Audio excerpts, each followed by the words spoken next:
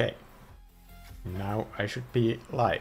I will just put this away, and that's everything. Now I should just go through my palette. So this is the Zorn palette, and these are all yellows, as you can see. They're not green, so I just want to get that out of the way. But here I've been mixing different colors, and I guess the big challenge here is that if I can do a painting with this, I have been looking into the Zorn palette quite a bit and trying to figure out how to use it. I'm just going to make sure that the entire voice thing is working.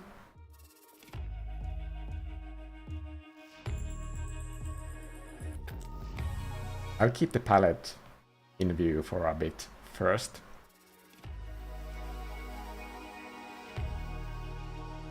And I will zoom out later quite a bit so that you can see what I'm doing. But here in the beginning, I just want to like block in some kind of composition. And the brush that we are using today is from my Angry Mikko Oils set, and it's Fine Linen. This is 2 of the new brushes that were just added like literally days ago into the set, and you can get them by going into your Gumroad product in your Gumroad library, and in the product there is a separate folder where all of the brushes are individually uploaded, and there you can see the 2 new brushes. This one and the fast tilting brush that we did the gate painting in the last live stream.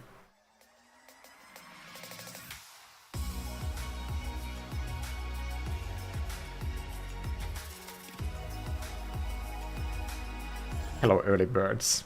Hello. How is the sound? Is the music a little bit low?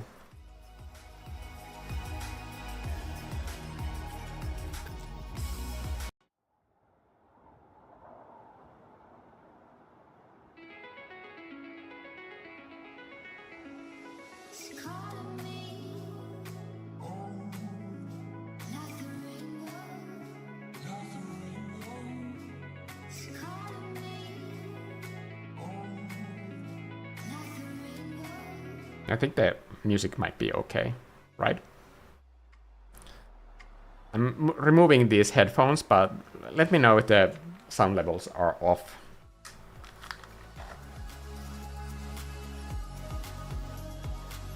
I have to work with a closed door today, so for that reason I have a fan inside the room. So if you hear like a weird buzzing sound all the time, I can turn the fan off, but I might need to also turn off the video feed because nobody will want to see me just absolutely melting in here. It's so hot. I think people are usually quite surprised how hot it can get in the Finnish summer. I love it. Like, not insanely hot, like for example, there's like plus 40-degree days in Spain and Italy currently, which is not fun for anybody. But here, when it's super hot, it's still hot, but like you're not gonna die, which is nice.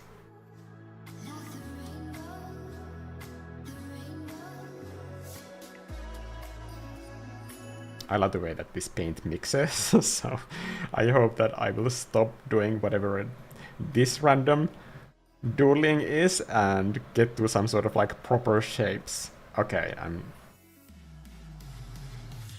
just gonna go for it. Thanks, Finish that, for letting me know about the sound. It's a huge thing for me. Like, every time the sound that is failing and it's not okay, I need to delete the entire live stream, which is just like a huge waste of work for me.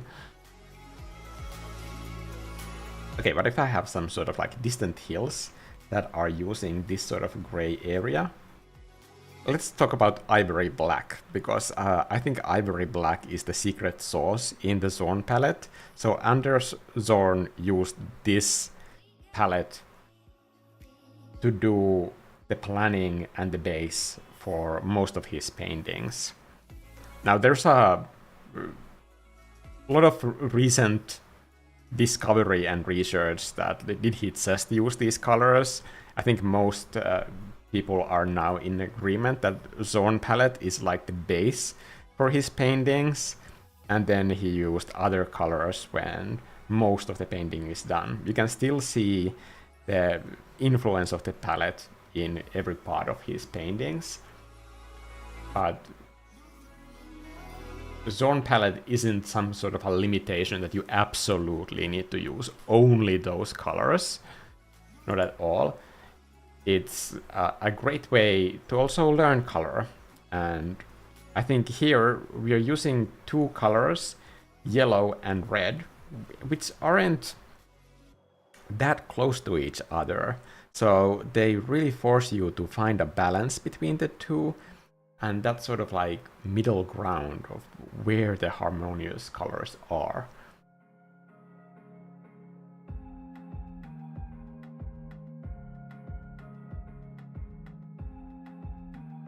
If you've never used like any sort of like color theory exercises before, I definitely recommend starting with analogous colors challenge first. Just get like one single color on a color wheel, like for example green, let's say, and just use like a tiny slice of the color wheel and find all the colors that way.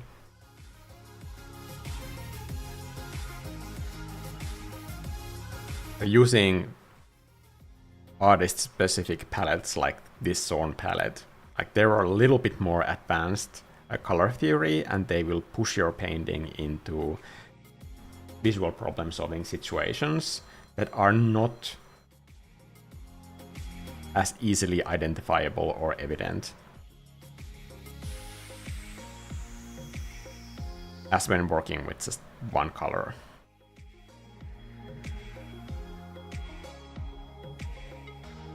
And no matter what kind of palette you are using, remember that the number of colors doesn't make the painting better. Quite the opposite. It's pretty common that beginner artists add way too many colors, and then they don't know how to handle those, and the only way that they think that they can sort of like get out of that visual problem-solving situation is by adding more colors to add object separation to different elements. And on paper, this might like even seem like it's working at first, but the cost is really the readability and the mood of the piece. So for that reason, I really cannot recommend something like that.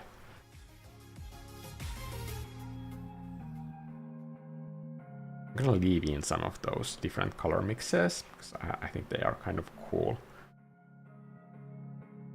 Instead of like doing a whole lot of selections later on, I'm just going to do the main blocking of different like mountain elements on a separate layer right from the start. This way we can avoid a complicated and time-consuming selection process, which sometimes can be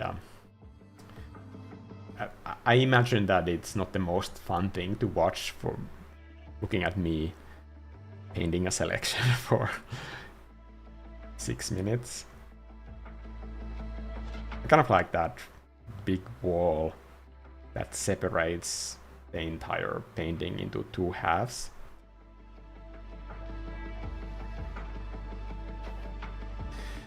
All power to the mighty Zorn. So Zorn Palette is mostly used for portraits, because Anders Zorn mostly did portraits. And personally, I'm not even like 100% sure that this is like suitable for landscapes, but I think it's an interesting challenge. And right now, my just overall hunch is that it is suitable for everything, because you can paint pretty much anything with any colors. It's all about how you use them.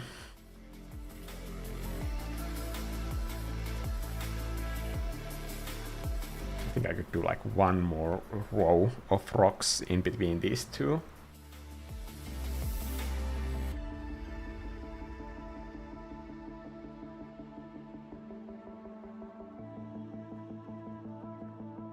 Maybe spiky rocks.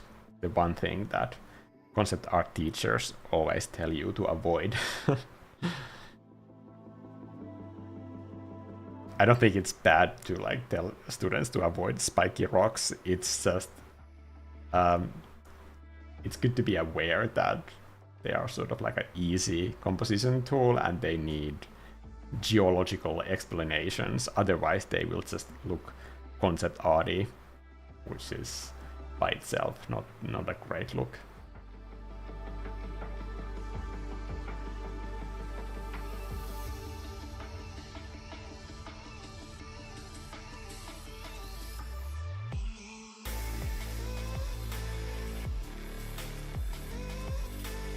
It is today in daycare, so no barking, at least in few hours. I'm sure there will be plenty of barking when she comes back and tells me of all the fun dogs that were at the daycare.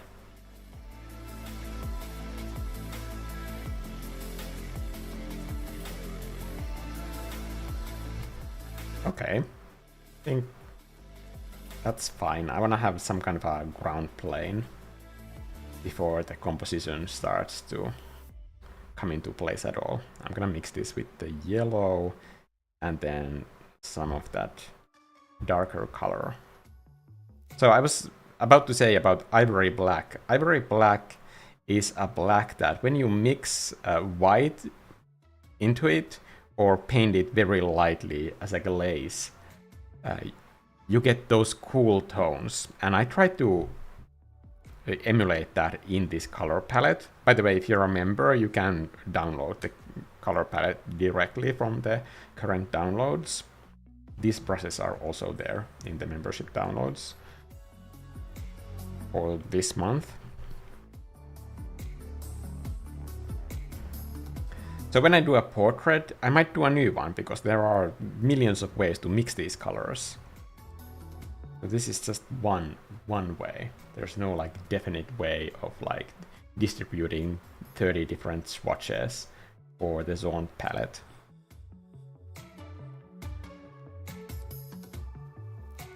I think these sort of art challenges can be a fun way to get yourself working when you don't feel super inspired at the moment.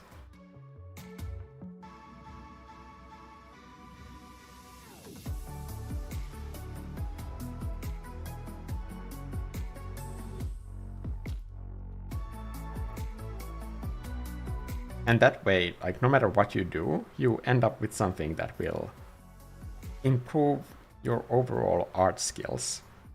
So when that is the minimum that you can reach, I think that's a pretty good deal for any artist.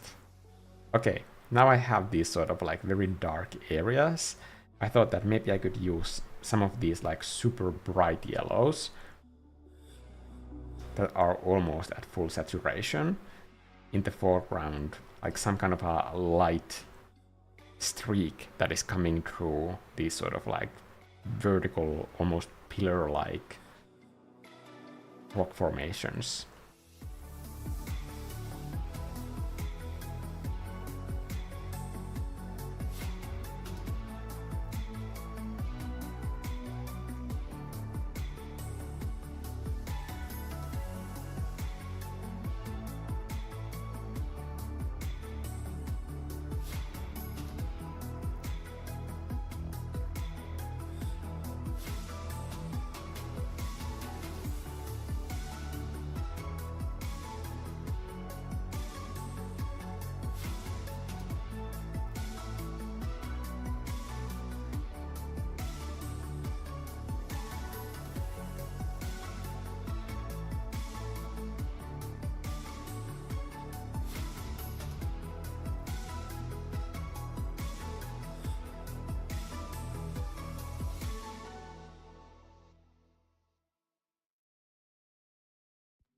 I think the trickiest part about this palette is that it's deceptive in its simplicity.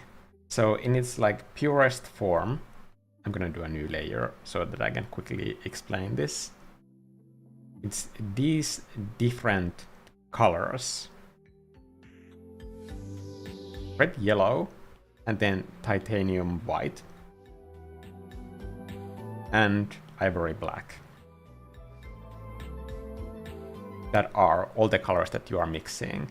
So you can easily go into this sort of like thinking that like you can just make it lighter or darker. But then when you add the red to the mix and all of the different variations from within that, you end up with so many different colors. And then there's that ivory black quality that is part of the Zorn palette. It's not a neutral black, and it's not like a full 100% black either.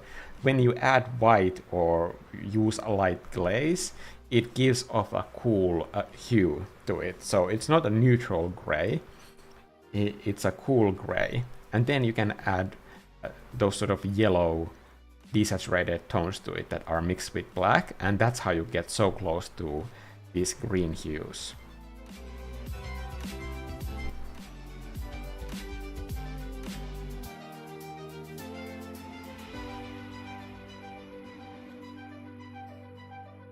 I'm gonna try to see if I can maybe blob in some of these reds.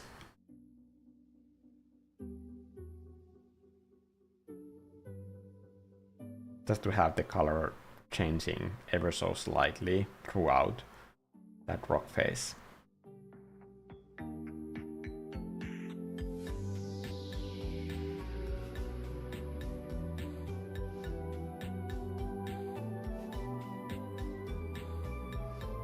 I'm gonna bring it a little bit forward from here, bottom half as well.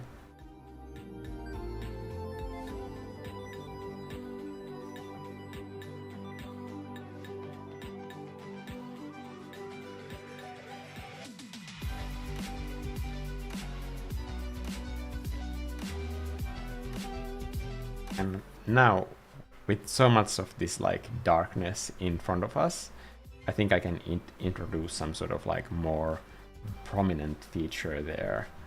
Let's go into these oranges that I haven't used at all, like maybe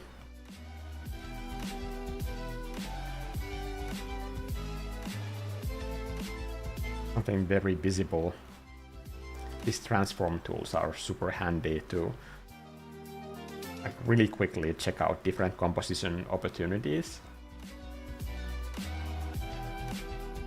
I think maybe something that catches the light from there.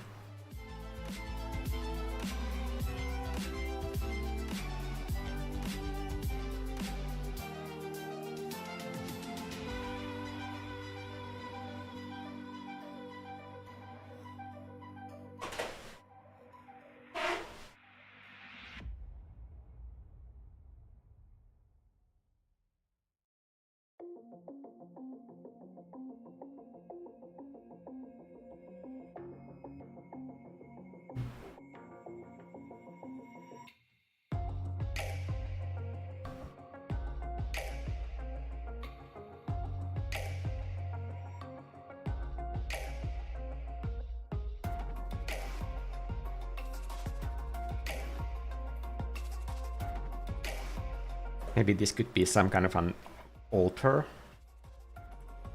If I just make the shape a little bit more geometric and deliberate.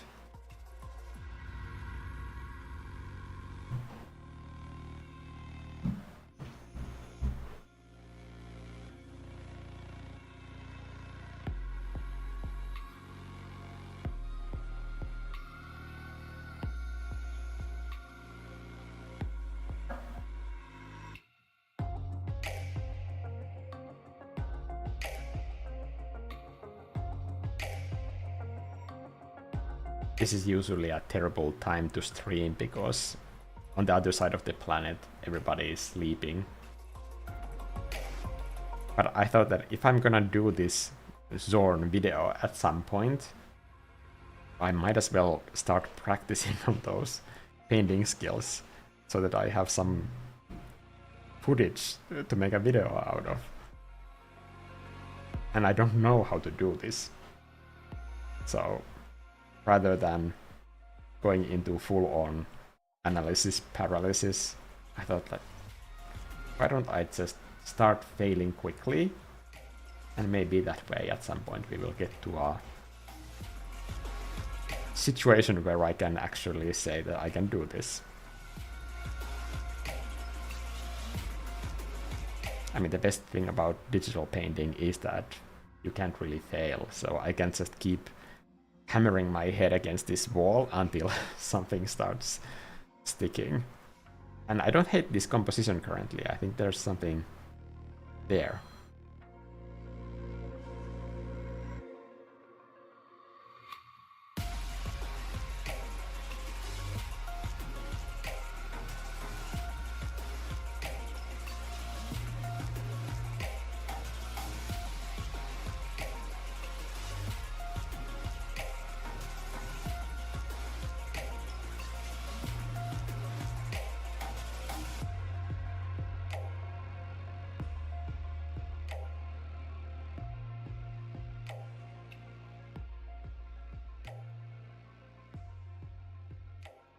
Maybe I should have started with like way darker shadows here.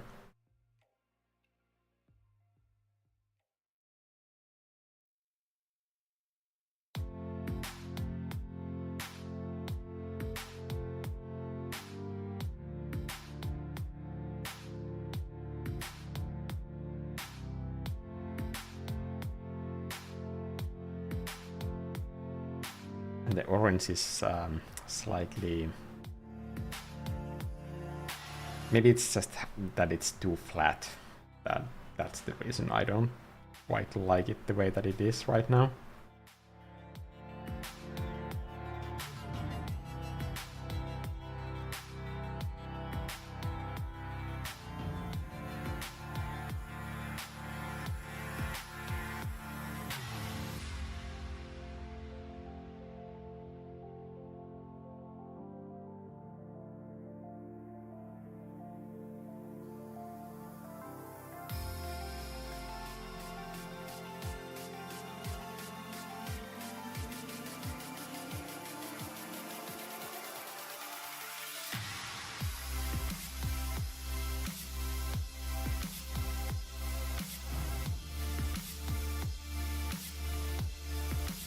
Kids awake.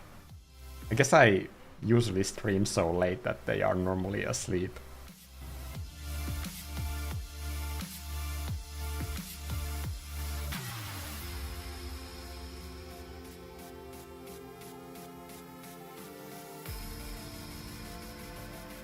It's also amazing how much just time I can absolutely waste by thinking that I need to somehow plan the stream before I start painting anything. And I'm sure that that works for some people, but for me, like the best way that I can plan a stream at all has thus far been to just do a color palette like this, because if I start sketching or thinking about what the actual painting is going to be, it almost never works for me. I just get completely disinterested in like doing the painting at all. I don't know why that is.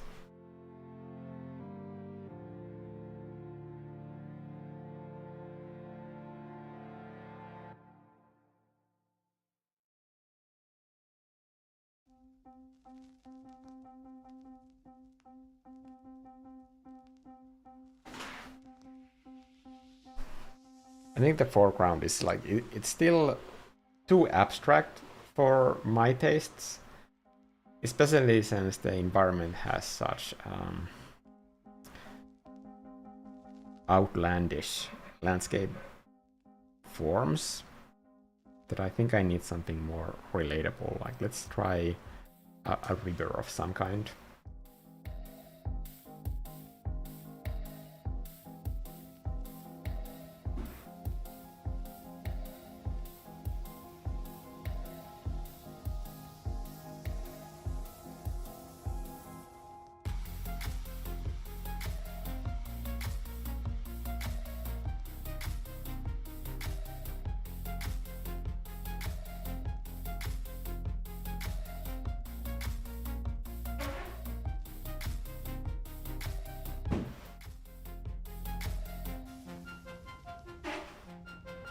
it would make sense that this would be a ancient canyon that water has carved the shapes into this formation.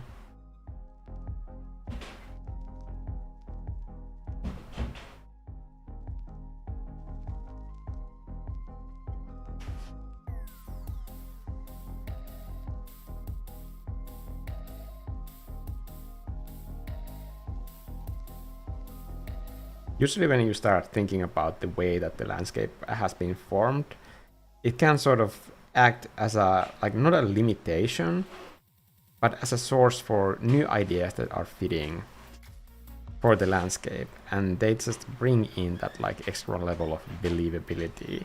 I'm not one of those people who thinks that like every single river direction needs to be like physically accurate or anything, but when creating landscapes, I think, at least for me, the biggest issue that I need to constantly struggle with is coming up with ideas that are visually interesting and fitting for the scene that is there.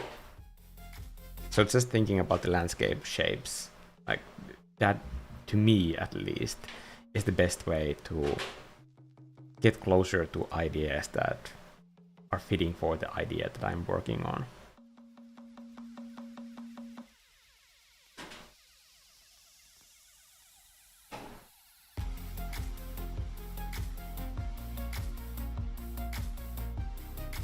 And I'm not saying that this is how it needs to work for everybody, but for me, it does help.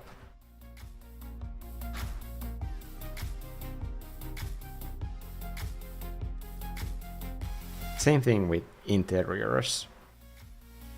That even if your initial idea is that like I just want to do a super densely detailed interior design to some kind of a space, then when you get into the actual details, you can't make that much stuff up that would fill even a small room without going into story of like who lives here and how did these objects and these type of like furniture designs end up in this space. It sort of happens automatically whether you try to make it happen or not.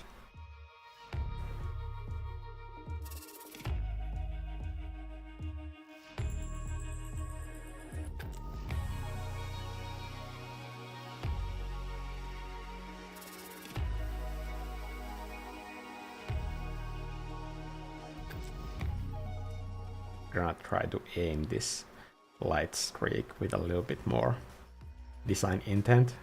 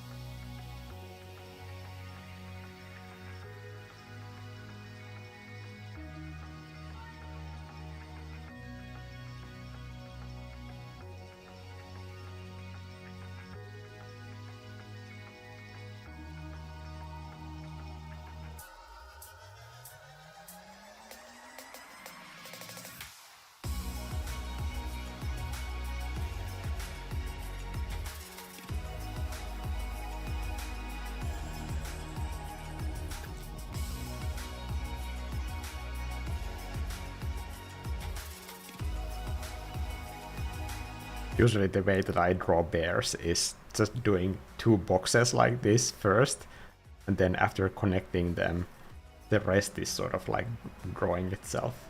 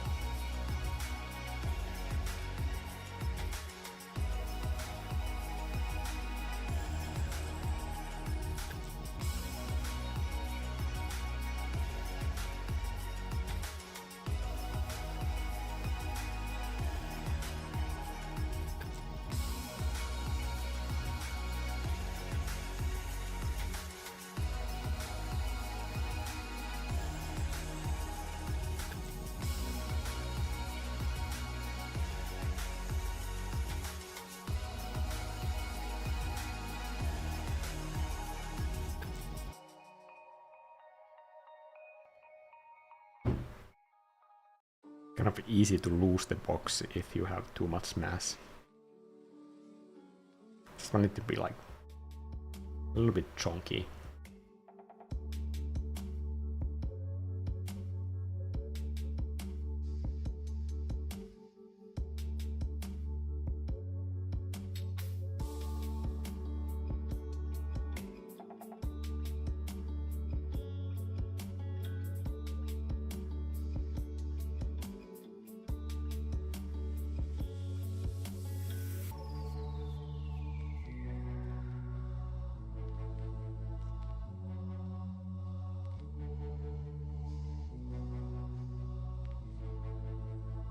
Maybe it's too big. I think it's definitely too big.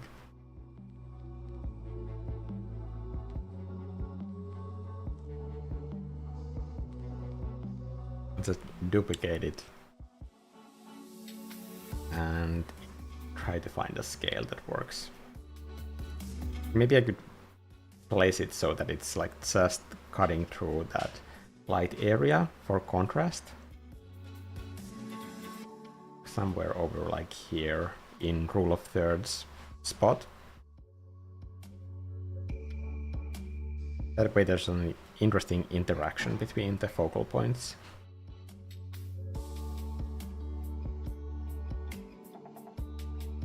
Could I get away with some sort of like just super desaturated highlight?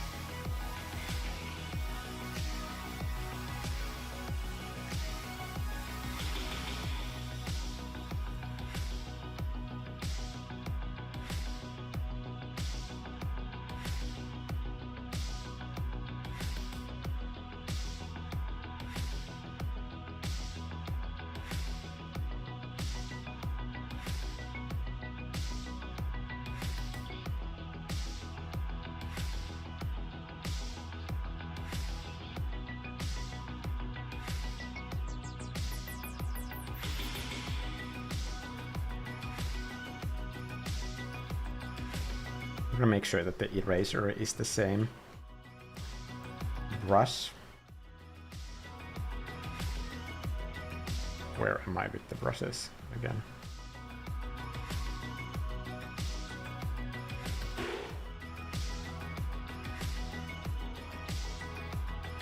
I absolutely cannot find it. Okay, it's here. This is exactly what I want people to be avoiding in their workflow. To spend too much time in the brush menu. Just focus on your painting. It doesn't matter that much what brush you are using. And always when you think that like, I can make this texture easier by having a textured brush or making a textured brush for it, It's amazing how often that ends up taking way more time, and then you end up with the results that aren't so custom to the painting that you have that you are working on, and then you end up wasting even more time by fixing that.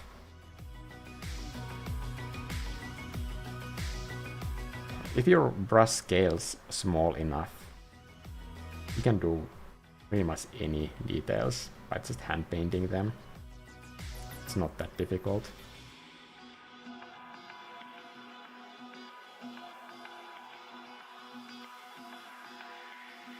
I would love to be able to get huge mountain walls like this, but I never get the details natural.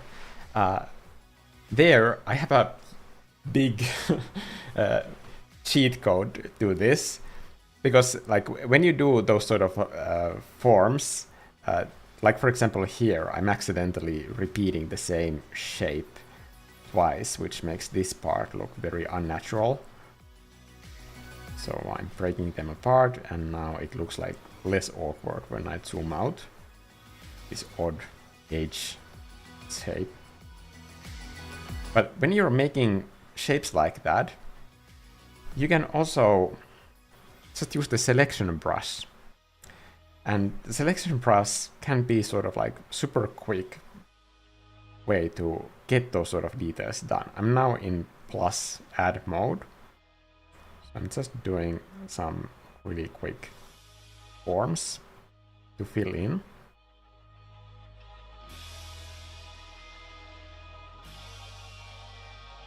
And it's really hard to make repeating shapes accidentally with this. And even when you're doing a mountain shape like this, using a selection brush is a lot easier way to not repeat the same shapes over and over.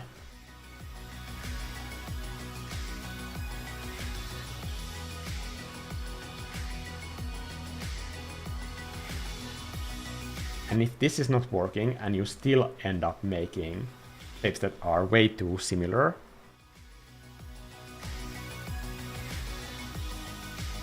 then the last option, a real cheat code, is to just switch from your dominant hand to your non-dominant hand and do the shapes that way as a selection, and then just fill that selection.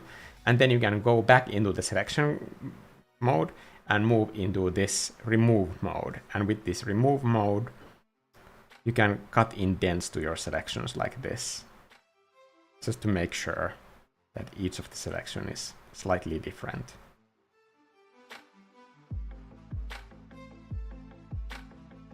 When working with selections, I learned this from the community, by the way. I didn't come up with this on my own, but if you accidentally lose the selection that you were working on,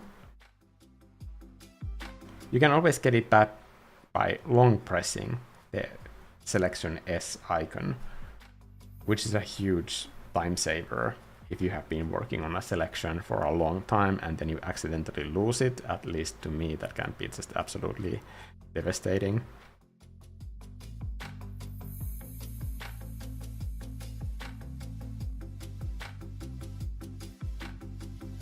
And don't take this part too seriously.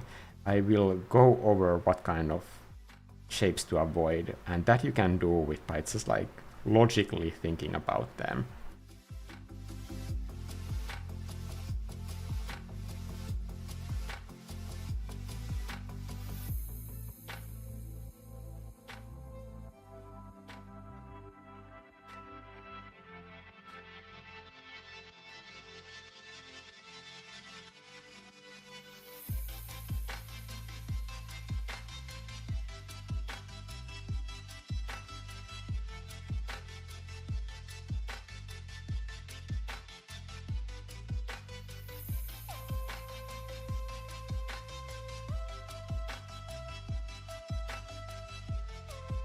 Mountain shapes are fun, but they can be deceptively difficult. Because when doing any sort of landscape forms, you have to have a pretty good understanding of composition fundamentals on how to spot the shapes that are wrong. especially when the shapes are abstract, it can be sort of deceptive to think that they are somehow easy. But there is a very clear set of rules that I am following, even when I'm doing this stuff that looks like I'm just doing completely random shapes here.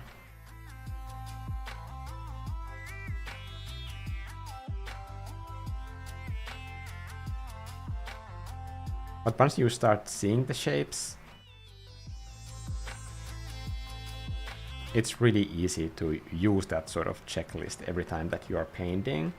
And then you can go from this sort of luck-based painting, just hoping for the best that it turns out okay, to something that is skill-based and that you know how to fix when it goes wrong. And then you know what is wrong when you first learn to see it.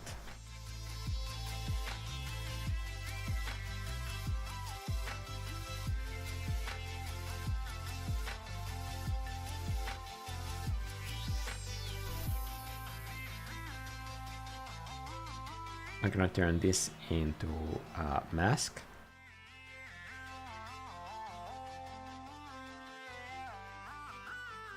And then on the layer, not on the mask, I'm going to fill in all of these.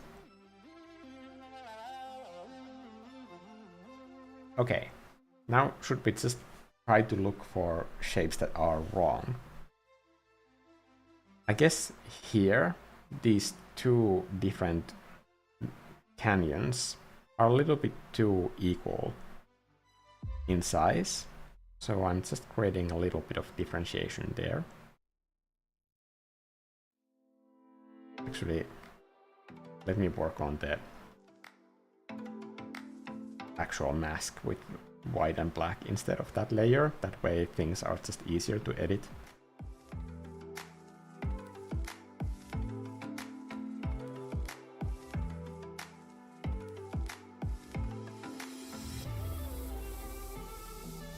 Just making sure that my brush is at 100% opacity.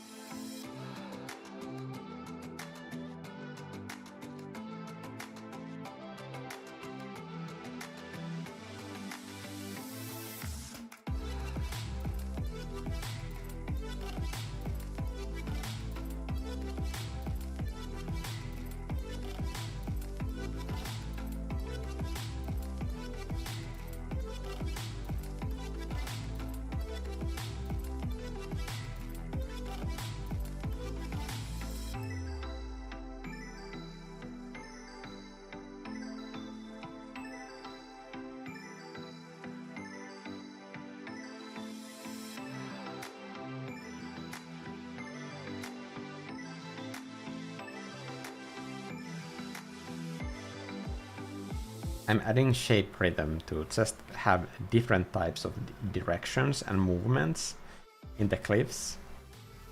So it's not just random shapes, but they are groups of shapes. You can probably see that I'm gonna do a visualization layer so that this is easier for you to see. So you can see that there are these different types of rhythms that accidentally already formed as I was doing those shapes. Now to prevent these from being monotonous, I'm gonna add few cutouts to this direction. So maybe like something like this, and maybe like this on top of those. Just to add a little bit more erosion and chaos into those shapes.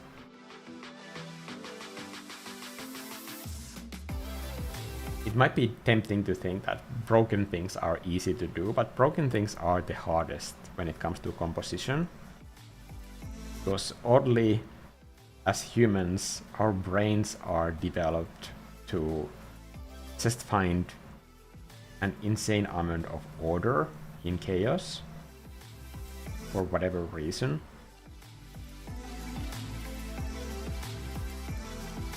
I'm gonna add these selections to here.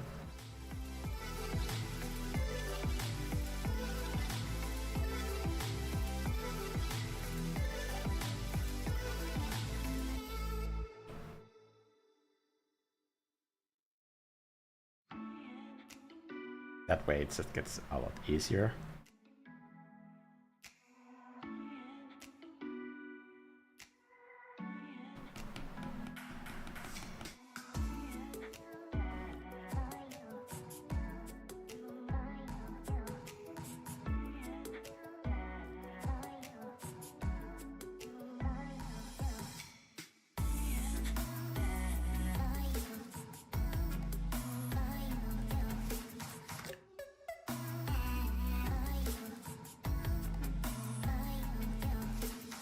So when you do those sort of random shapes with selections, when you go over that shape design and you do sort of like a detailing pass, which is mostly just fixing your own composition errors, that will happen. Like at no point will you ever be that good or used to this that you won't make those, because human brains are just like built to organize shapes. I do it all the time, and I know the entire checklist like the back of my hand, and I still do them. So when I do a set of lines, like here for example, I accidentally make some of them equal in direction or just as thick or otherwise similar, like I'm repeating shapes. We're automatically repeating and doing patterns even when we don't try. And now that you're aware of this, you will just need to go over the shapes that you have made and just look for pairs. What kind of shapes are repeating each other? And there's a difference between doing a group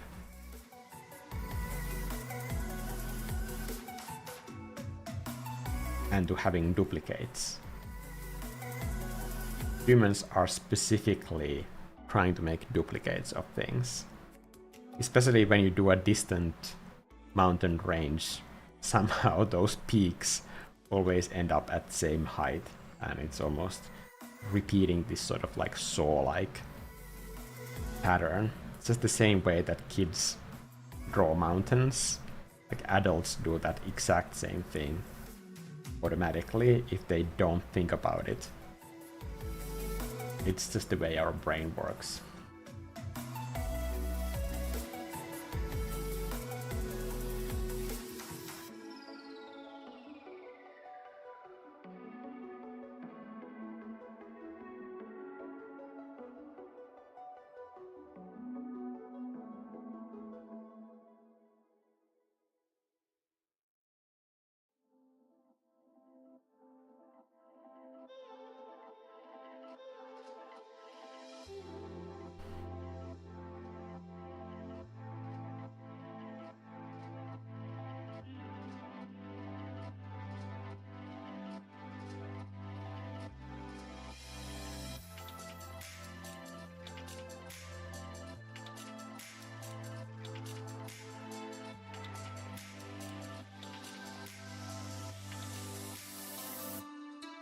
I'll try one of those sort of like brown colors on this cliff face to try and mix a color that would add more variety without being distracting. Use that red that we have as base color, maybe even darker red.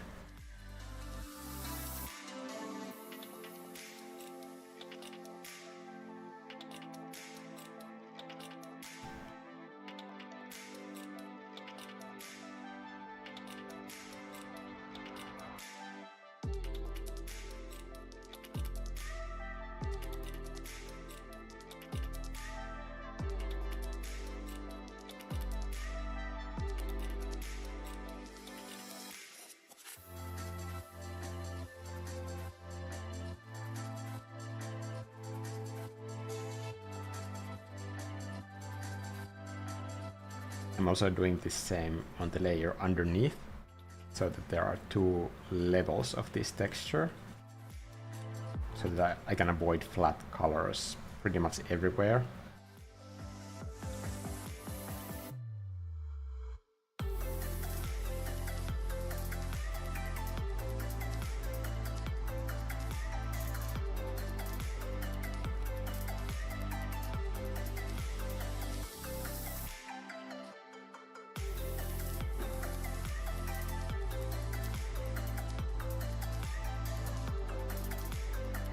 scratching in some eraser lines. They are very low contrast details right now. Just making sure that everything is just slightly different.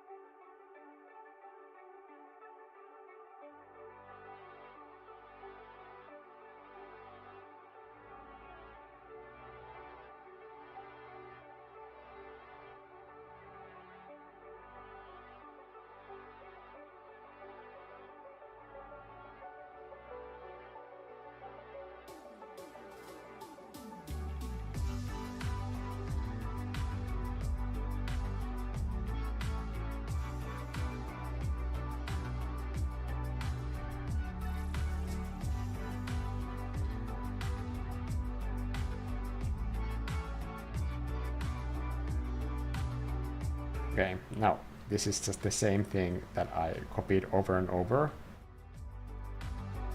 and used it as a texture. This is the scratchy texture that I just made underneath the shadow side of these stone plates that are protruding forward. I think that's pretty useful, so I'm going to duplicate this entire thing and pull it on top of my upper layer. Now it's there as a clipping mask. I'm just adjusting it a little bit to a different location. See, it has this sort of like rhythm that it's almost going to the same direction. Just the same way that like all of these stone masses that have patterns on them, they are formed by cooling lava masses and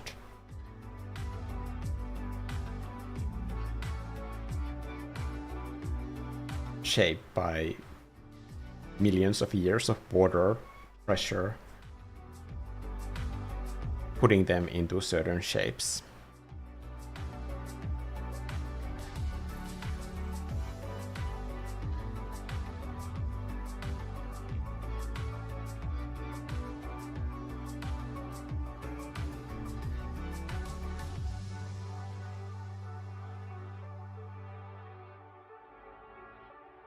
Now I can carve out elements that I feel like would be beneficial to the composition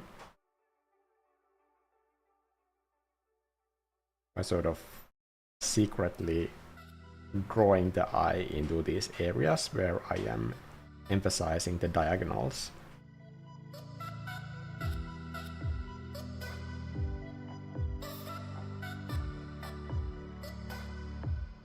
It's hard to explain the process when you're basically trying to make a mess and then controlling that mess to work to your benefit in the composition.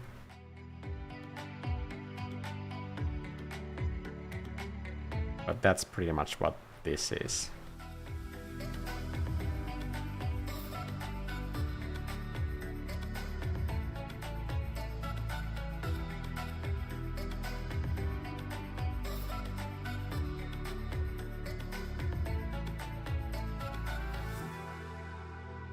When you go through this much trouble, please don't lose the textures that you have created yourself by hand, because you can recycle all of that stuff for different elements, and I am going to do that. I just wanted to focus on this like one cliff face so that I can show the process properly here.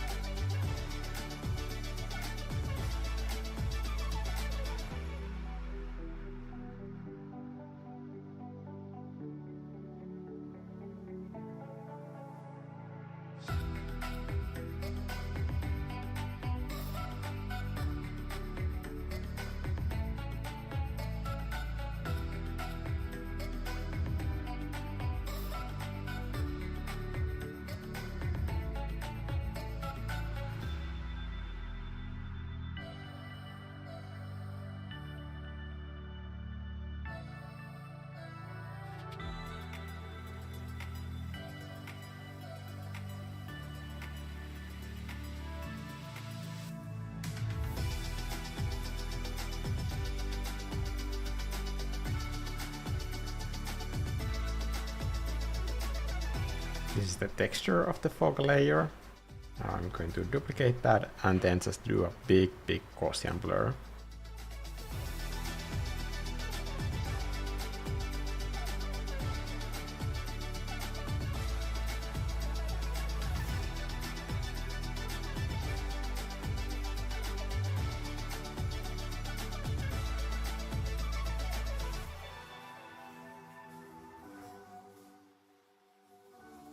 Turn down that opacity a little bit. I think the stone pillar needs more shadow. The contrast is sort of washed out now.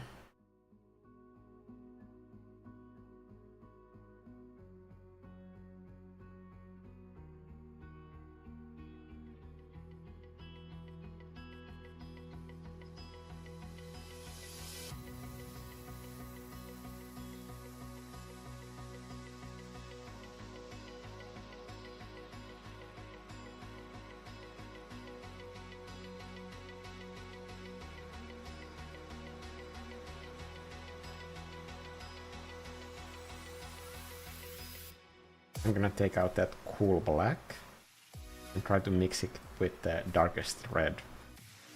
Find a shadow color that could work here.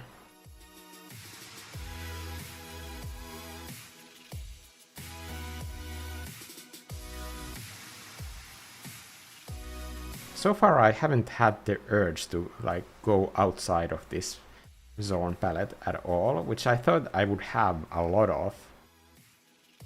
But that part of this has been quite easy. It's maybe just like finding mood in such an abstract bunch of shapes. I don't think the relatability of this is there yet.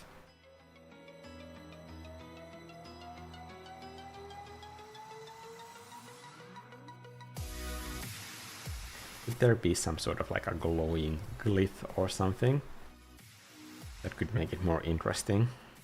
I'm gonna now go into my, what is my most bluest, shiniest thing, like this isn't that blue.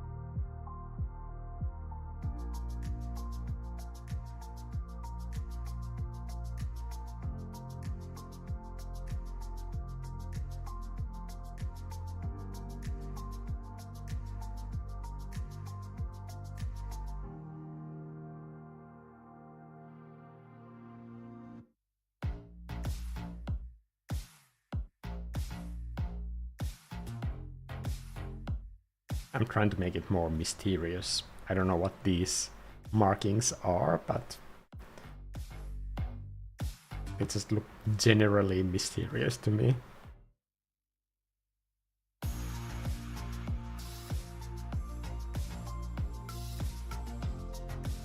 I kind of like the idea that we need to figure out if the bear knows that the stone pillar is somehow special or not. It's not directly looking at it either, like it's just there.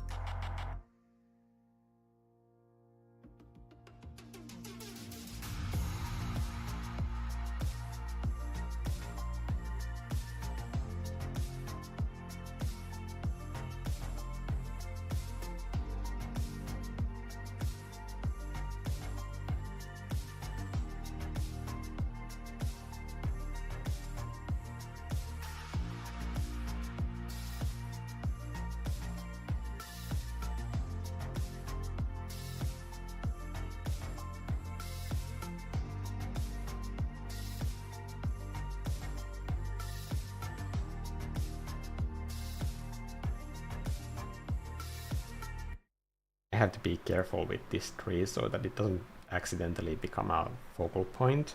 Maybe I should have some other growth in the image as well, so it's not just like one single tree, because that's how you accidentally pull the attention away from your focal points, by introducing unique design elements that aren't repeated enough to be a pattern of some kind, to make people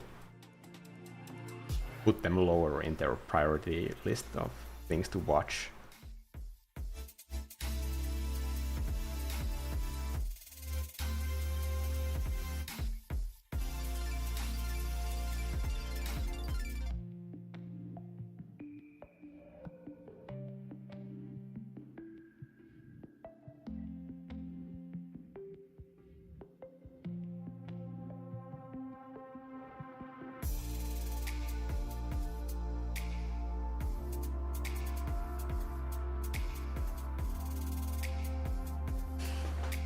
I'm summoned to the pillar of fort.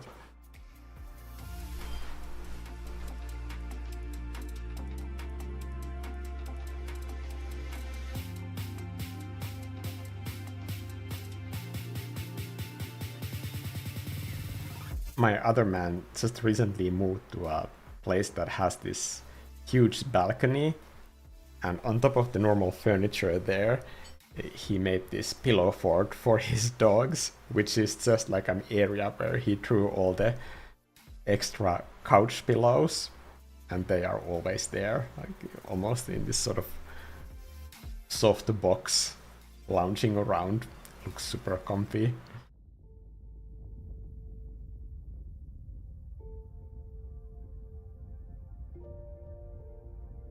I think the tree trunk is like slightly too thick for my liking. I'm chopping it slightly.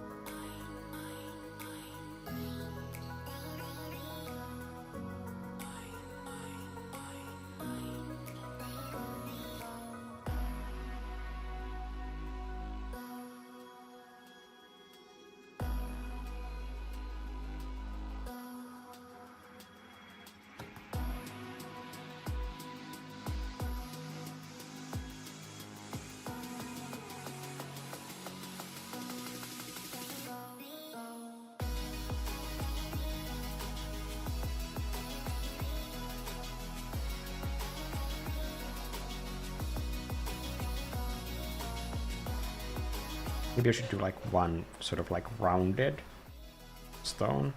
If I'm thinking about this having been like a very, very deep river at one point in time, and then it has taken away all of the rubble from the base, but the big boulders that have stayed here, the biggest ones have been shaved down to rounder shapes.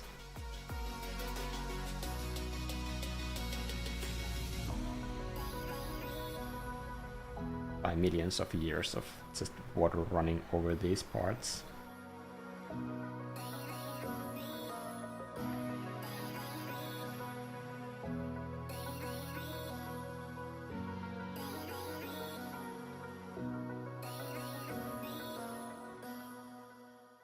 I really don't like having these sort of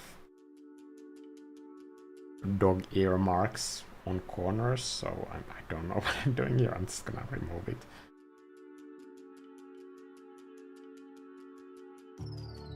Lift it up here.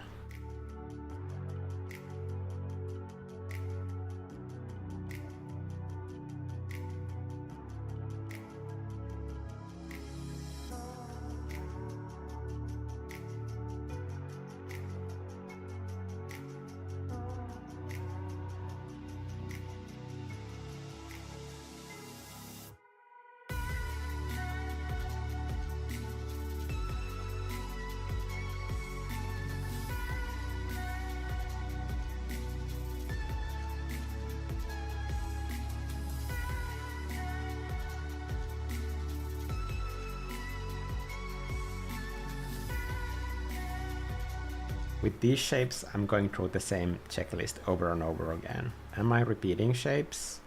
Am I repeating sizes? Am I repeating arcs? Where is the ground level of this? Even though it might look like there is no like perspective lines or anything, I'm still thinking about like the depth in the scene. What kind of elements can enhance that, and which elements take that feeling of depth away?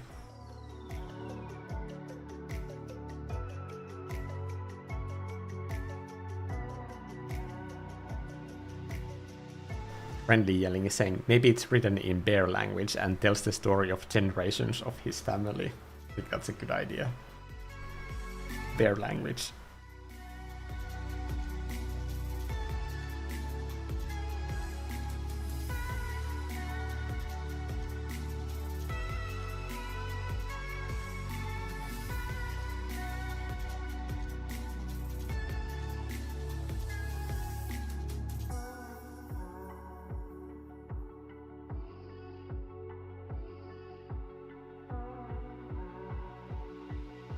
When you're doing triangle shapes, I think that's a super easy way to use the checklist and tell yourself that like every side shouldn't be the same size, and that way you can easily make way more organic and natural looking landscape forms.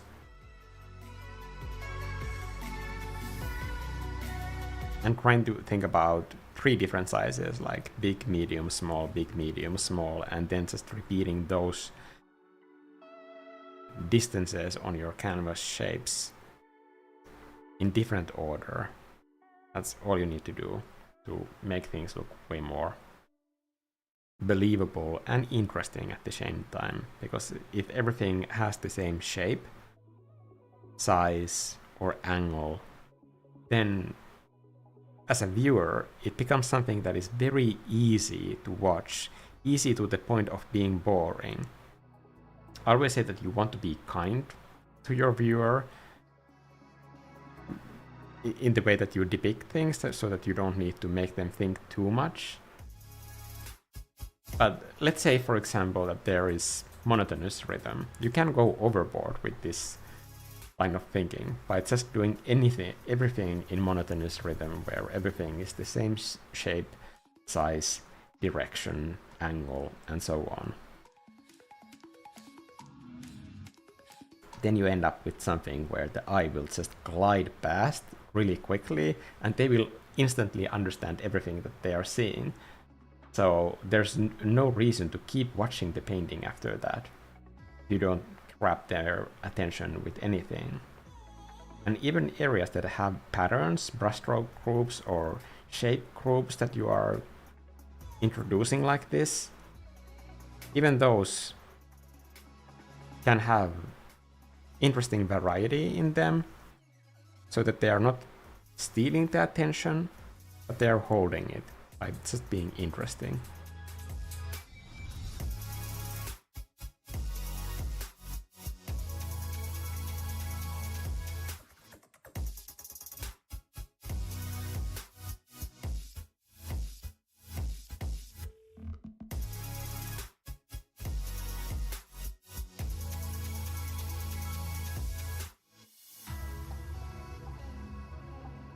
These stone boulders kind of remind me of Iceland. If you look at the black mountains and those sort of green slopes that are leading up to them, you can see that boulders have been like torn off the mountains and then they have rippled down the green hills, and it just looks really cool, that contrast. I think there's a little bit of that here.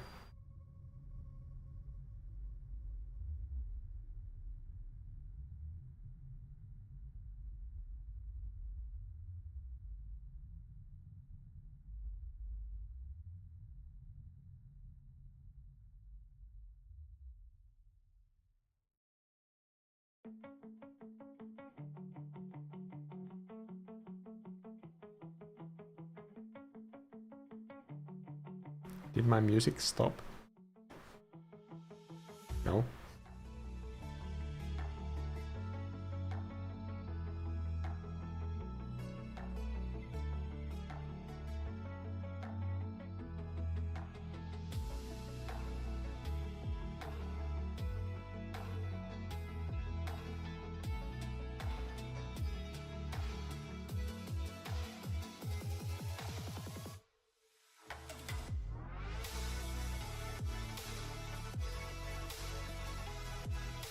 When adding perspective to these sort of like organic elements, you can do that with light, and even the way that you add scratches always communicates what the camera angle is. Like, is the eye level above or below that curve that you are adding?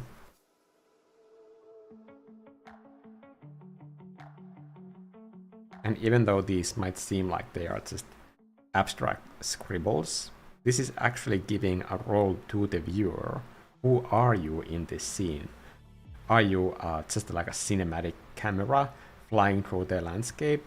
Or are you a person on eye level that is common for humans watching this scene? Are you watching something happen that seems like a miracle that normal people don't get to see often? And the bear is approaching the killer, and it's showing these patterns in light in these sort of situations. In a very, very lucky person seeing this. Having the camera be just a camera or a role of some character in a scene completely changes the story. Especially in landscapes, I think it's super important to think about your camera view and decide, like, if this is just like camera or a person or a character, who is watching this and what kind of role are you casting the viewer into, and you are letting them be in your scene.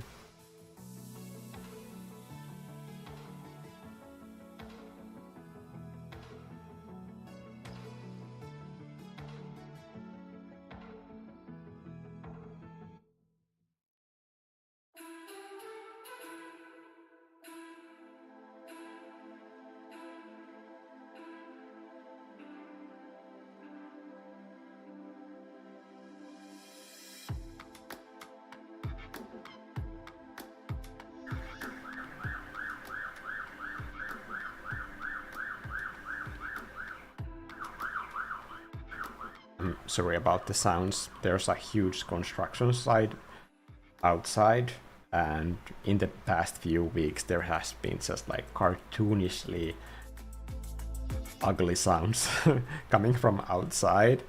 I mean, it's so horrible that it sounds like a joke. It sounds like they are using some sort of construction machines that are the most rusty things known to man. And with the weather being so warm recently, I kind of have to keep the window open, and sometimes it just feels like, why is it like this? Why does my life need this extra complication? Am I not honestly trying to cope with enough?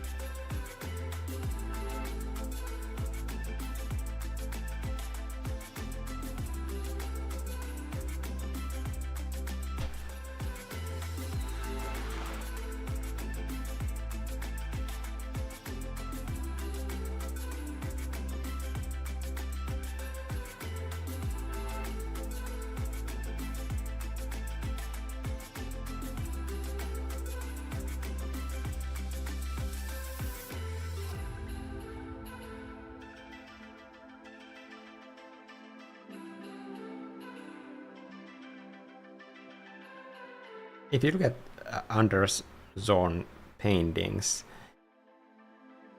you can see that the parts where he went sort of like off script from his like Zorn palette, like they are usually pretty like distinct areas. So you can clearly see where the base of the Zorn palette is, and then if he added like a green wash on some area or blue lines to the sky, you can see that almost like it has been just glued on the otherwise Zorn palette painting.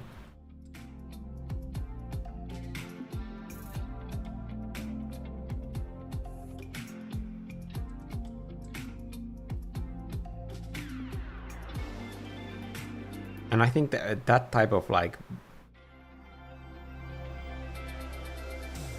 very deliberate way of painting and designing colors probably like helps give each color their own unique purpose in the entire palette. Like before going for those additional colors, like it's clear that he had a clear reason to add them.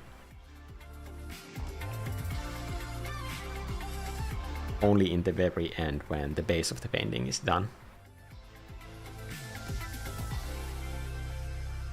Friendly yelling is saying, sounds like my neighborhood. It's either construction crews or the neighbors trying to be as loud as humanly possible. The noise really doesn't bother me that much. But when I'm doing a stream like this, I feel like I'm sorry that like I can't provide a better sound quality for these streams.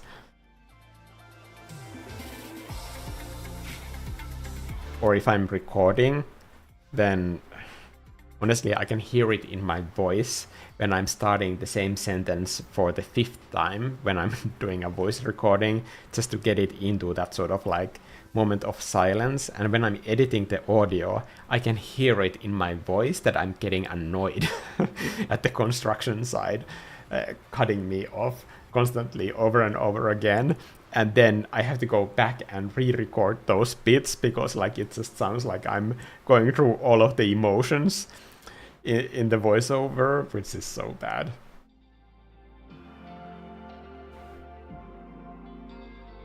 sometimes that also happens when I'm making tons of mistakes, like for example pronouncing a difficult word.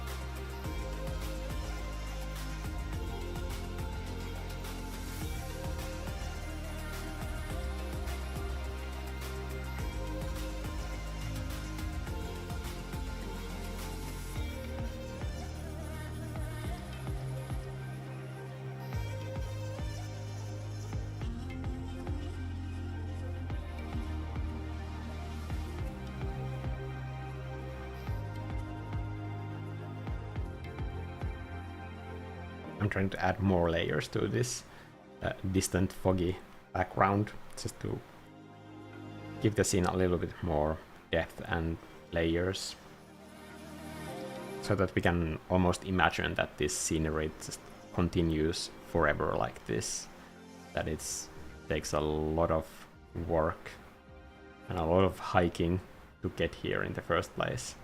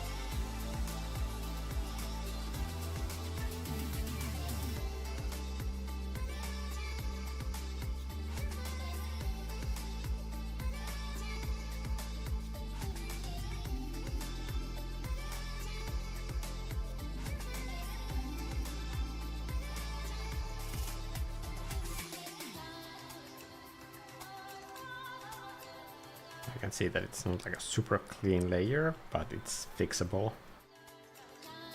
And that's all I really need right now. Fixable elements.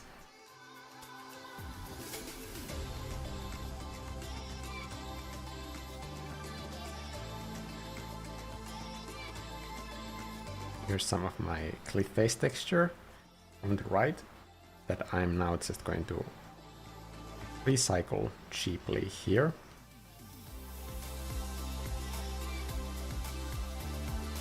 Set it as a clipping mask. And then take away a bunch of that saturation. Brighten it up slightly.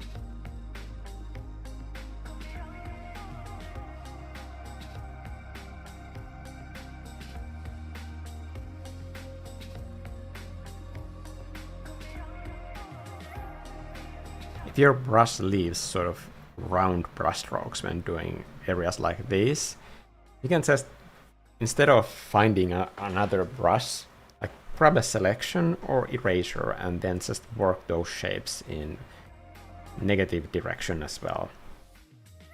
And that way you can also save a ton of time by having more unique textures that you made yourself just in few seconds.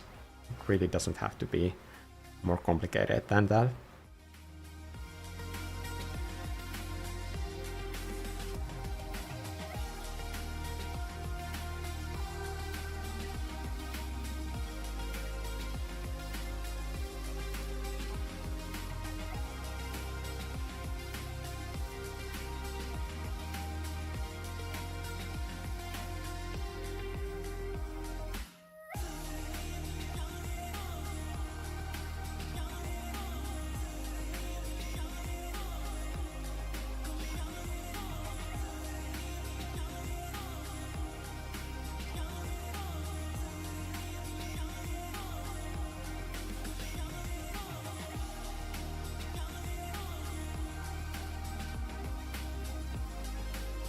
I'm grabbing one of those background mountain silhouette colors and then just slapping it on here.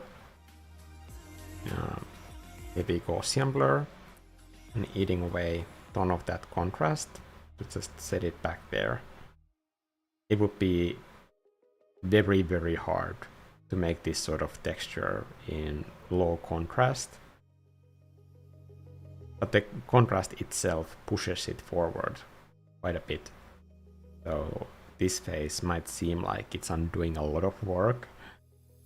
But just because you have great texture somewhere doesn't mean that you need to put it like as a priority in your painting. You can work hard on an element and then push it back with effects like these if it helps your painting. Try not to get too attached to elements, that especially elements that take a lot of work, because those can sometimes feel like I spent so long there, I need to show it. But the overall impression will still be there for your viewers. Now I'm going to use that selection trick that I talked about earlier by doing some kind of a slopier mountain range here. by just using a selection.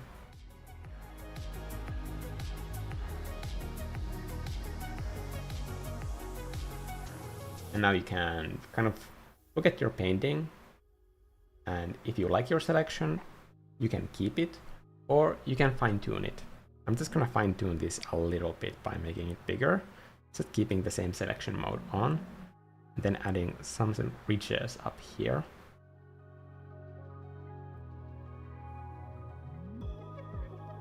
And then also here, just going above and below the selection line. Maybe that ridge on the right should be like even taller. It's gonna go all the way up here. I can always bring it back if I want to. Now it might look like it's too jaggy, so I'll do one more layer of detail basically. And then with remove mode, going to the other direction and adding even more of those organic wedges that make this shape seem more natural. Same thing here, just like tiny little bits and pieces that break apart this edge.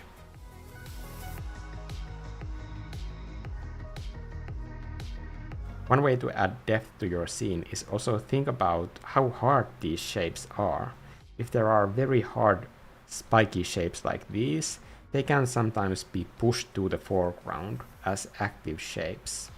I'm trying to be conscious of not making too hard shapes.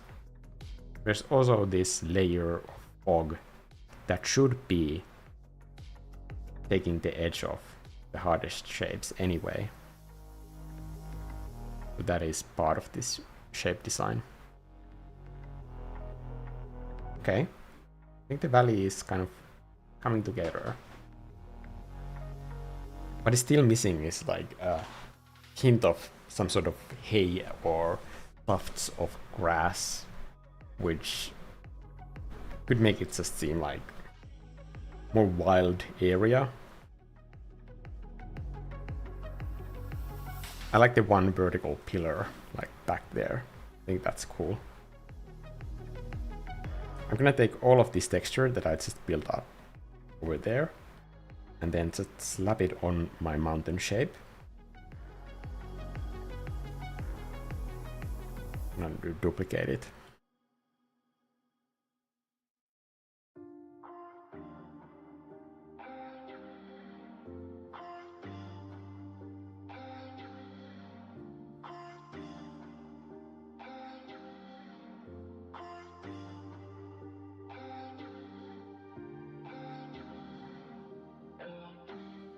Basically, it's just a mess. Like, this is the mountain. It's weird that it works, but it does. Bring all of that mess together. And duplicating this one shape above, just so that I have the color ready for the next phase. I'm setting this as a clipping mask now. And then trying to find the right scale.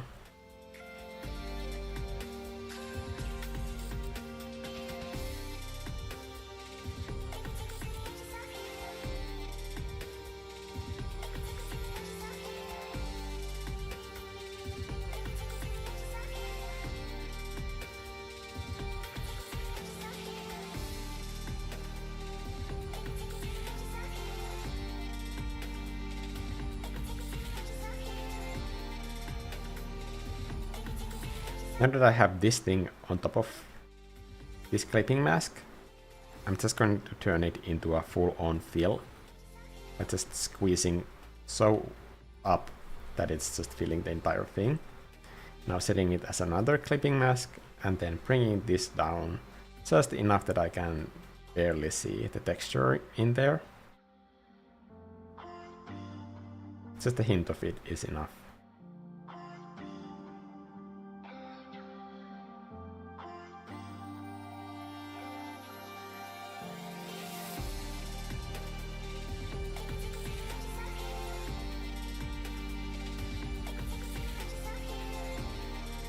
another way to achieve this exact same look is by going into the clipping mask itself.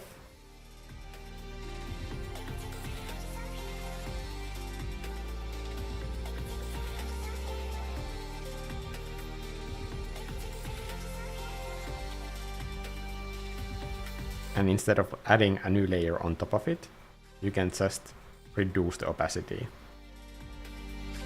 so much that I can just see the texture emerging. It can be just a few points, and then we can see it.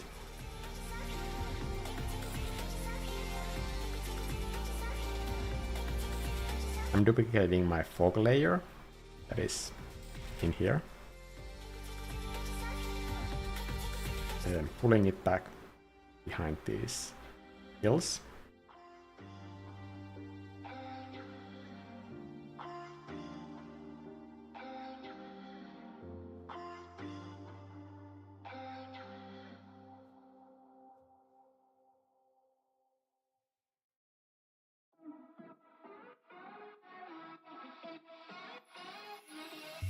Duplicating it once more. And then finding a way to squeeze it in here.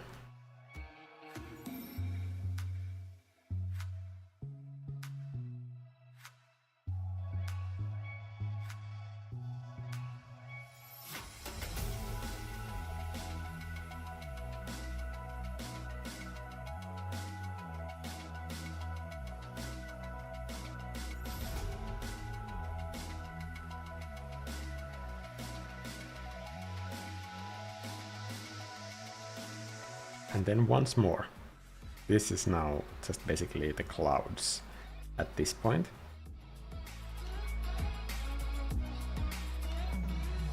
I'm adding slightly more brightness to this. I don't want to go all the way to white, even though white would be part of the Zorn palette. It's just that normal white, when it's unblended, can be incredibly destructive to any type of painting, no matter what genre it is. I think this is way too white. This is like pretty much perfect white almost. So I'm taking away a lot of that contrast. Like even more. This is better. Can you just see how much atmosphere it adds when we don't have that white blotch in the sky?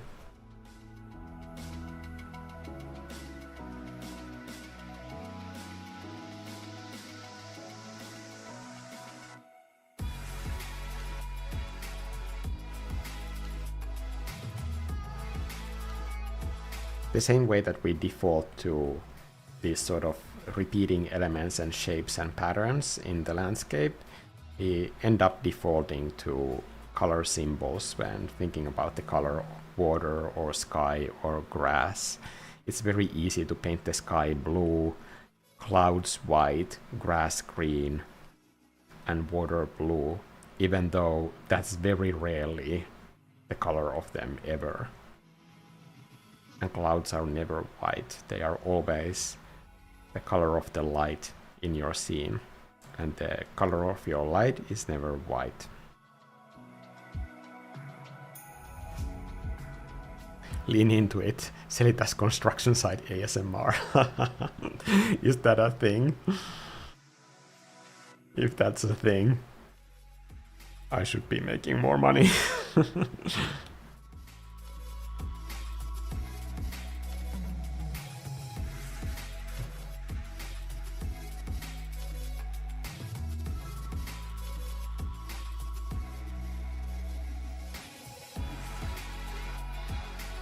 I feel like that's exactly the type of service that I'm providing with these. Unfortunately.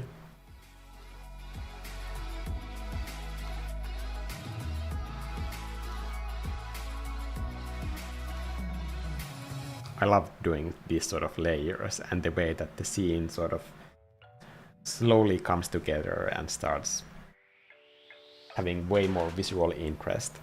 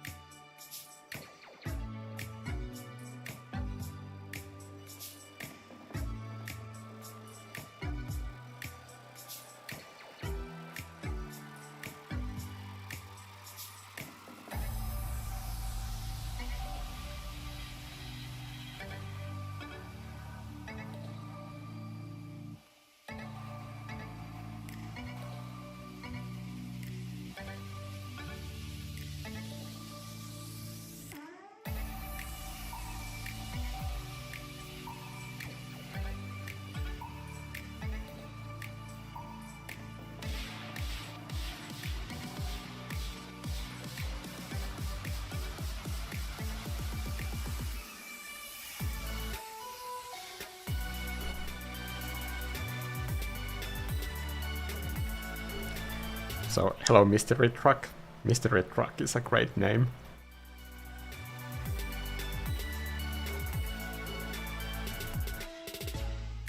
If anybody hasn't like screenshot this palette yet, I'm just gonna leave it in for a few seconds. So this is the Zorn palette, and that's what we are using here. You can just take the cadmium yellow and this red, black and white, and mix any kind of palette out of them. This is just like one way to distribute the ratios of those colors.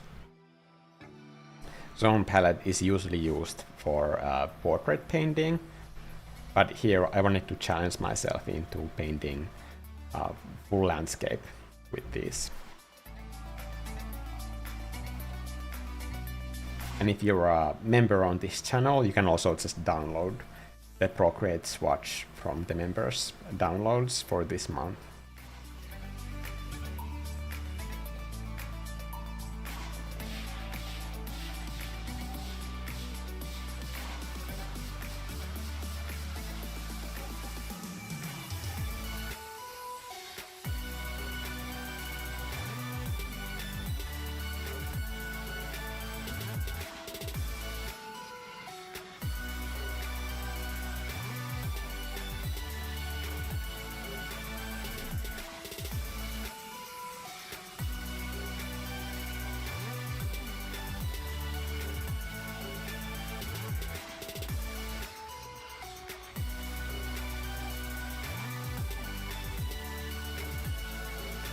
Not sure if there's enough overlap here. Having like one more fog layer in front of here could add that object separation between this mountain range canyon valley and those stones in the foreground. The stones also could use value range to indicate what sort of like layer in depth they are. Let's just grab this thing and pull it forward.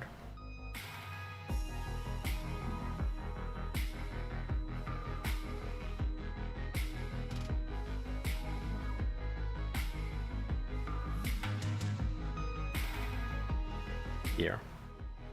Can you see how that like stone immediately, that boulder, comes forward when we have that object separation? Like this is before. And just having this small thing in here immediately creates way more distance between these elements, even if they are completely abstract shapes.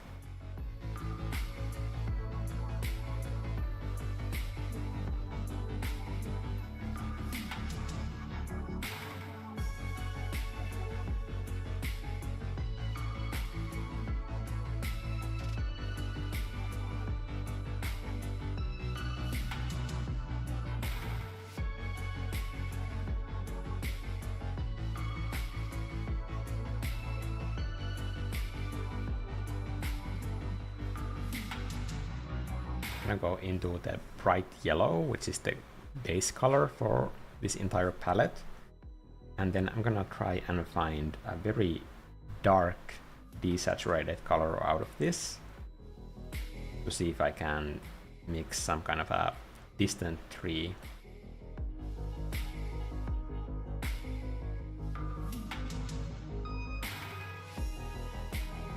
Maybe.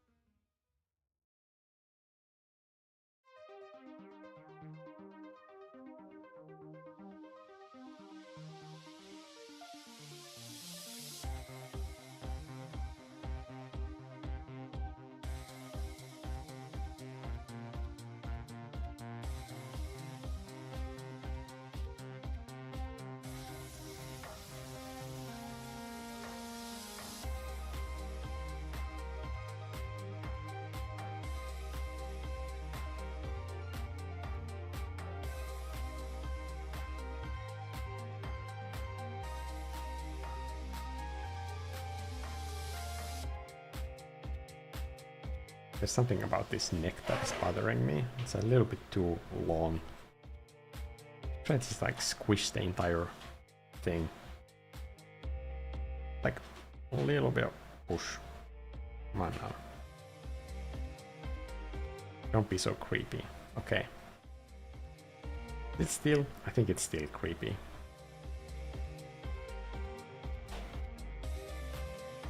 Let's just make it a little bit chunkier.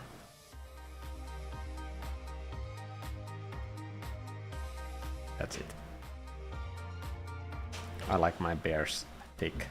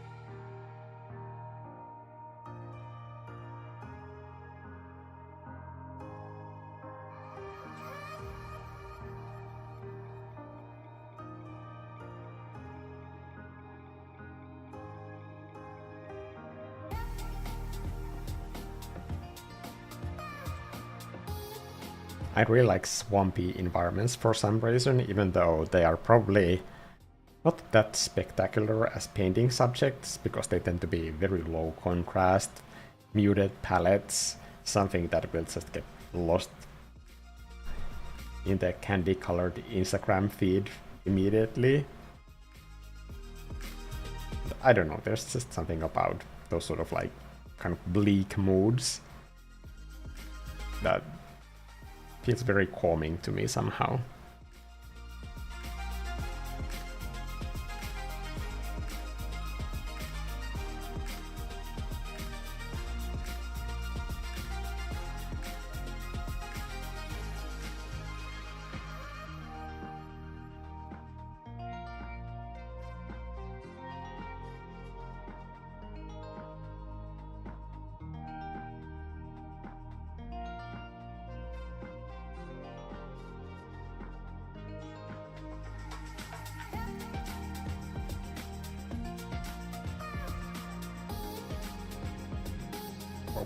I'm running out of power.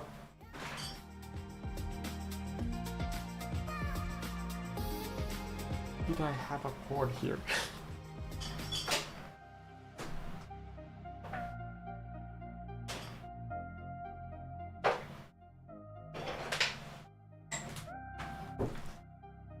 Sorry. It's my crusty Nintendo Switch charger. Switch one because I'm not rich. Okay.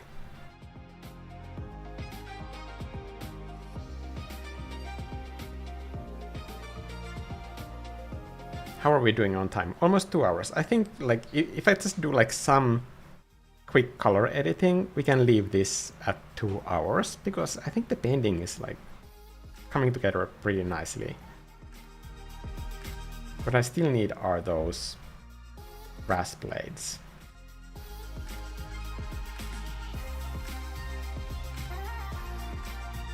Let's start with those right away.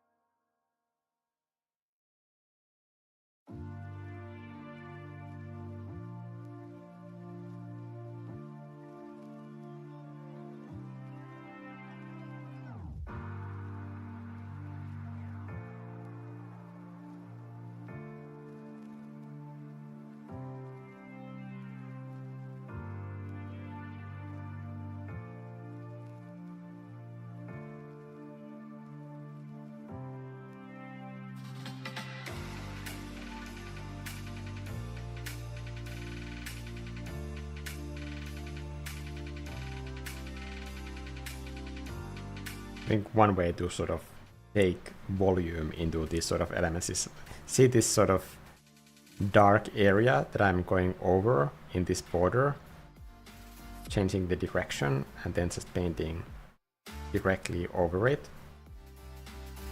Now if I add a clipping mask here,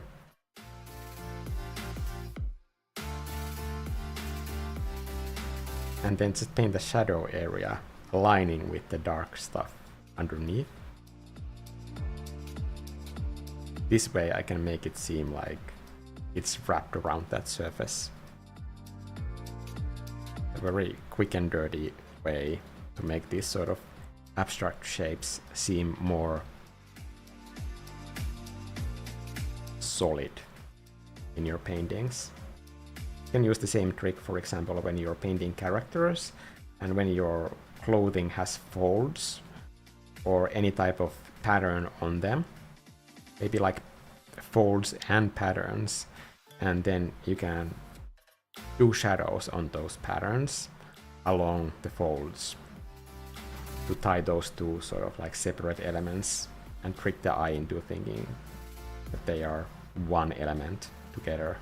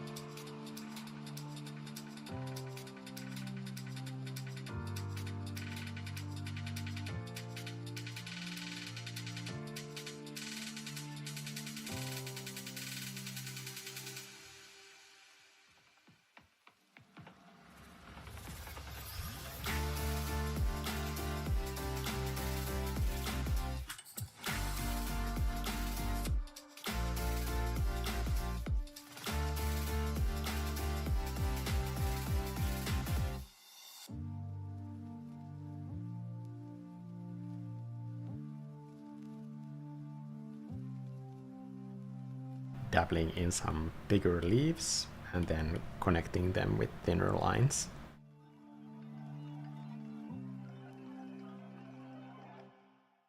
It's not really painting individual plants in the scene, but it's just a way to create the illusion that that's what's happening. When you're doing concept art and you want to create an impression of a place, or when you're doing a mood shot for a piece, for example, if the team that you're working with has already tons of 3D assets that they are going to download from an asset library, or your company has bought some kind of like an asset library that has photorealistic assets, then what you really need to do as a concept artist is to create mood. And then you don't need to design individual plants or rocks, but then you need to design how to sort of like put them together in a way that still communicates mood and doesn't come off as generic.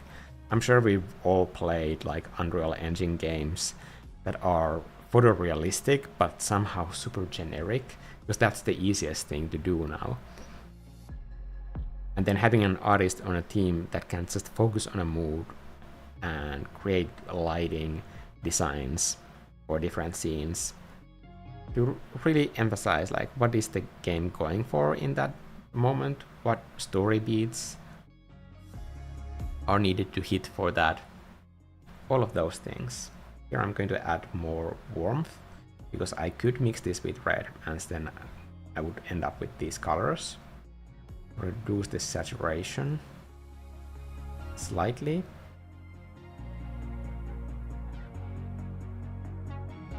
And on this layer, I want to try to do like more like colorless hay.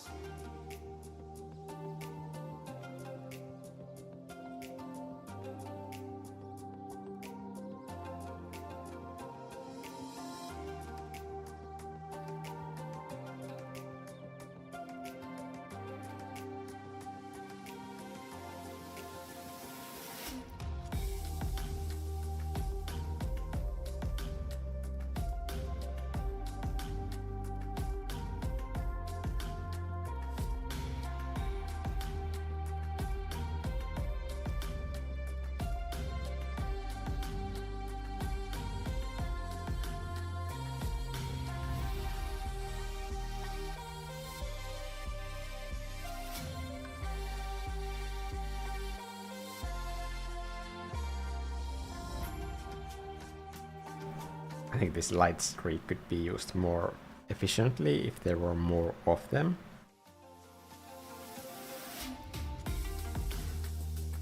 I'm doing like a mini version here, far off in the distance.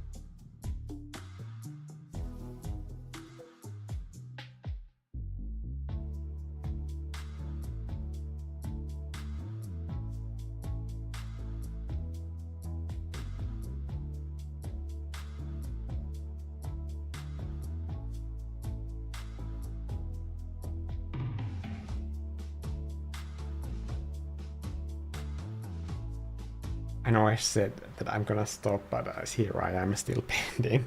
I think that's always a good sign in a painting when it starts feeling so addictive that you literally cannot stop.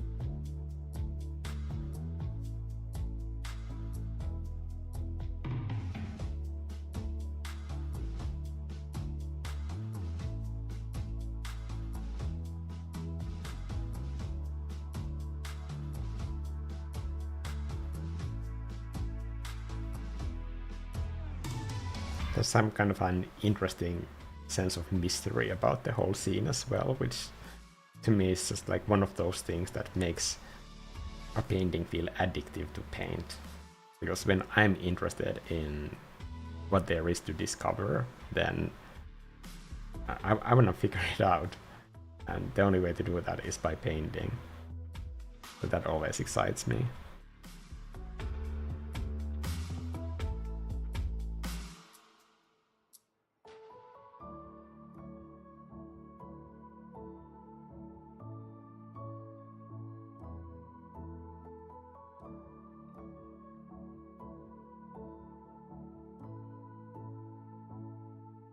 One element that I still haven't put in this is some sort of like mud textures near the border area, which I could easily mix with the colors allowed by this palette. But I don't know if I need it. Like, there's also this digital painting cleanness to some of these grass area surfaces with those subtle gradients. And that to me is always a look that I really much just enjoy.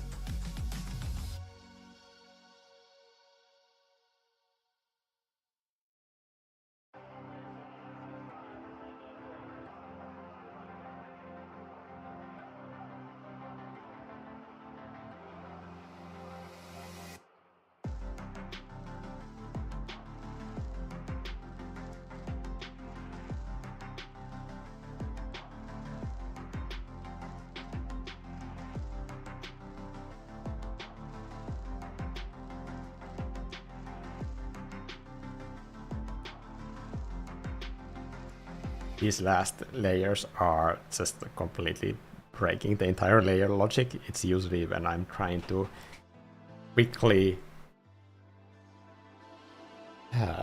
crunch in some detail at the last second. I'm thinking that instead of making you wait for me to like work out the logistics of the painting. I should just like put it in and get it done. And then later I can figure out the layer management logistics and not bother you with it.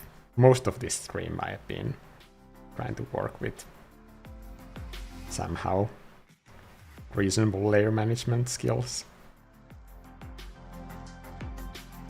But after that grass layer, it just all went out the window.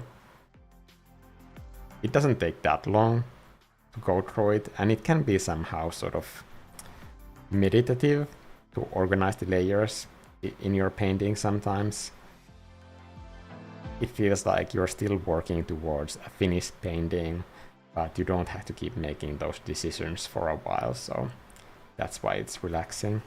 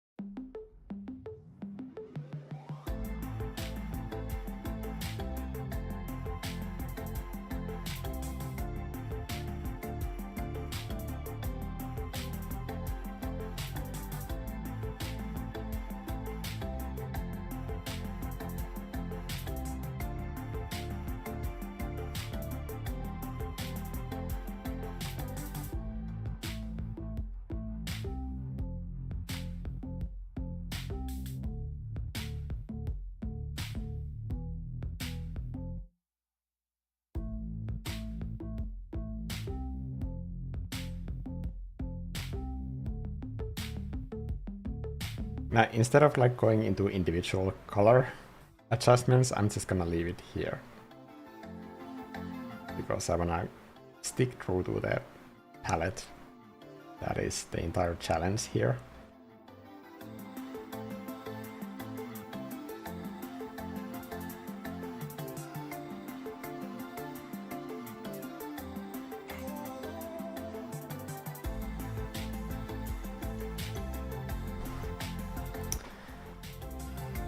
Thank you, Anya Banania.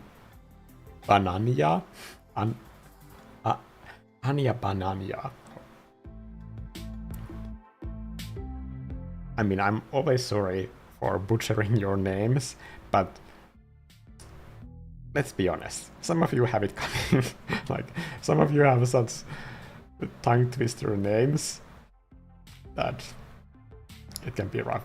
And I'm sorry for everybody who uses numbers in their name, because I always ignore them, and they might have some sort of like clever reasons to be there.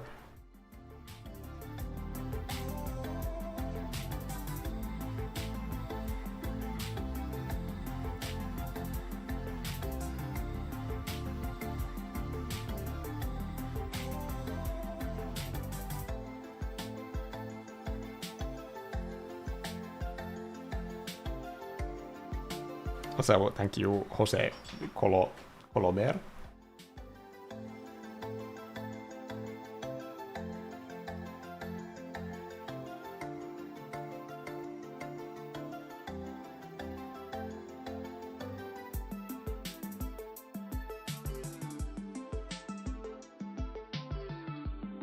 Great times when YouTube showed screen names. I don't remember that time. Maybe it was before, like, it was forced to be using Google account names.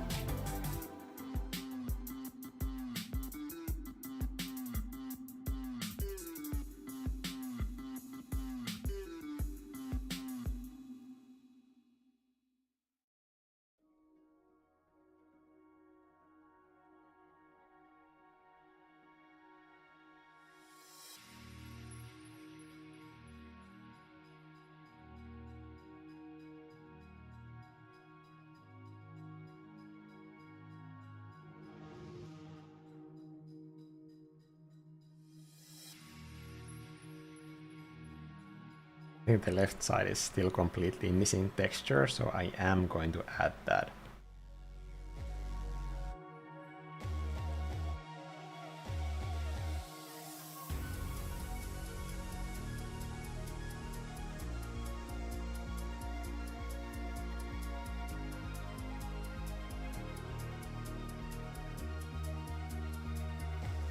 I think at this point I can at least say that you can do a whole landscape with the Zorn palette.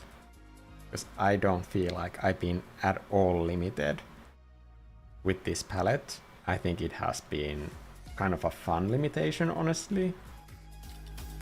Maybe I just like stumbled upon an idea that just happens to work well with this. But at least on my end, no complaints.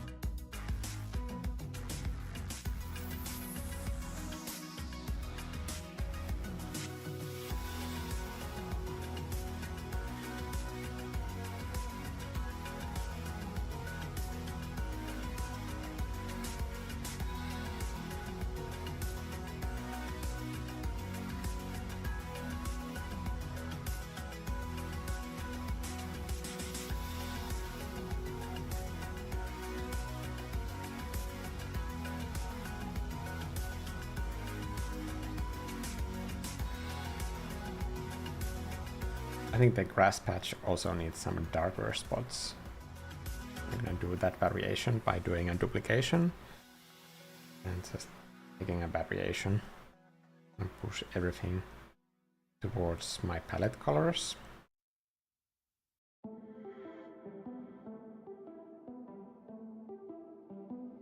Let's round this bear by adding a shadow to him.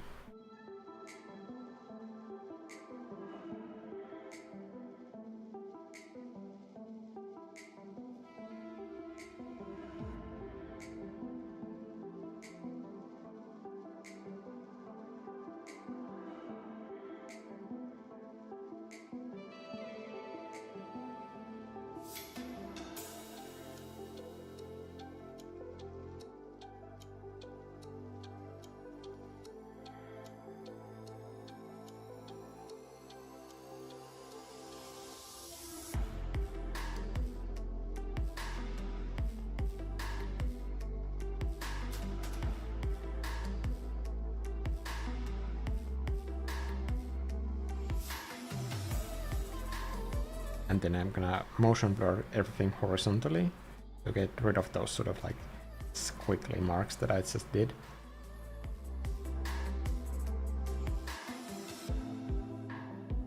It's a small thing that can add a lot. Like this is with the layer, this is without. Just variety, that's all.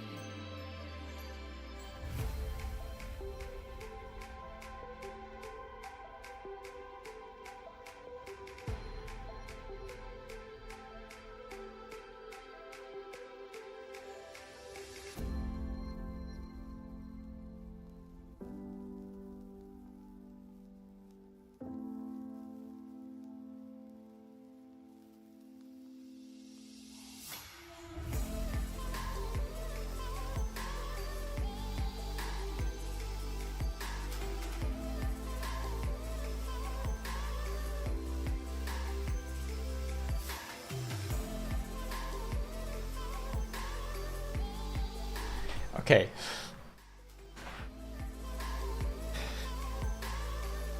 That's it. That's the painting. And it's using the Zorn palette. I'm pretty happy. That was quick work, 2 hours and 30 minutes.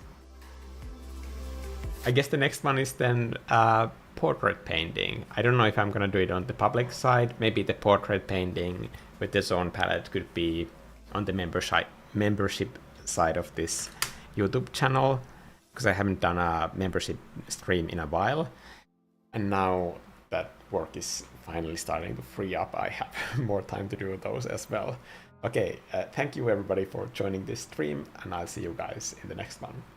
Hope you got some art done. Bye!